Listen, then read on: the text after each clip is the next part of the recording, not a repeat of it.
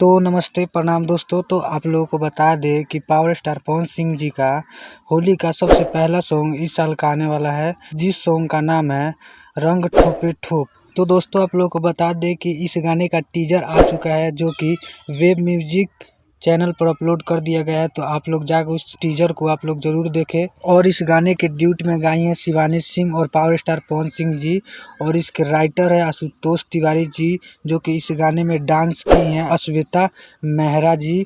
तो आप लोगों को बता दी इस गाने का टीजर आ चुका है, जो कि वेब म्यूजिक चैनल पर अपलोड कर दिया गया है।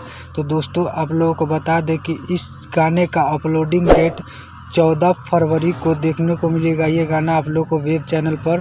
तो आप लोग इस गाने को सपोर्ट कीजिए और बहुत सारा अपना प्यार दीजिए। तो आप लोगों को फिर से बता दें कि इस गाने का टीजर वेब म्यूजिक चैनल पर अपलोड कर दिया गया है। तो आप लोग इस गाने को फुल सपोर्ट कीजिए। अगर आप लोगों को ये अपडेट अच्छा लगा हो तो वीडियो को लाइक एंड चैनल को सब्सक्राइब जरूर करें। मिलते हैं नेक्स्ट वीडियो में, जब तक के लिए जय हिंद जय भारत।